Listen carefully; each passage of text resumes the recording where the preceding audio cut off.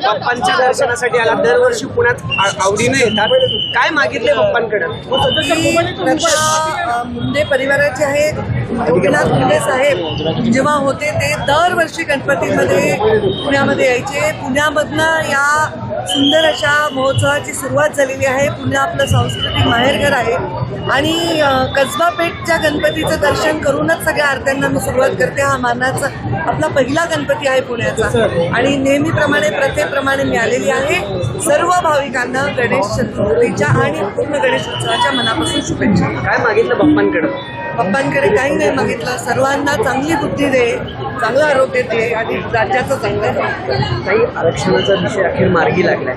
देवेंद्रजींनी जो जी आर काढला किंवा महाराष्ट्र सरकारने जो जी आर काढला, मराठवाड्यातील मराठा समाज त्यांना फायदा होणार, पण एकीकडे ओबीसी समाज याला विरोध करतात. जे ओबीसी नेते आहेत सगळ्यांनी तुम्ही देखील खूप दिवसांपासून हा सगळा अभ्यास करताय, सगळ्या मराठवाड्याच्या नेत्या आहात.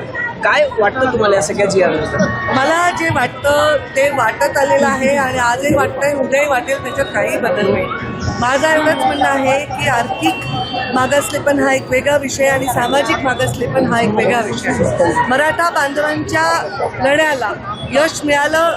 देवेंद्र फडणवीस मुख्यमंत्री आहेत, त्यांनी एक असा जी आर दिलाय जेणेकरून आंदोलनकर्त्यांचं समाधान झालेलं आहे. त्याचबरोबर त्यांनी ओबीसीची कमिटी देखील गठीत केलेली आहे जेणेकरून ओबीसीवर अन्याय होणार नाही, असेही पावलं उचलले जाणार नाही.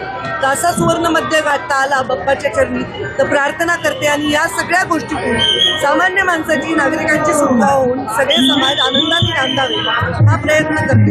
पण सामाजिक मागासले असणाऱ्या ओबीसीवर अन्याय होऊ नये अशाच प्रकारची भूमिका सरकार घेईल, संविधान घेईल असं पण ताई या जी आर मुळे ओबीसीचं आरक्षण संपलं असं ओबीसी नेते प्रतिक्रिया देतात.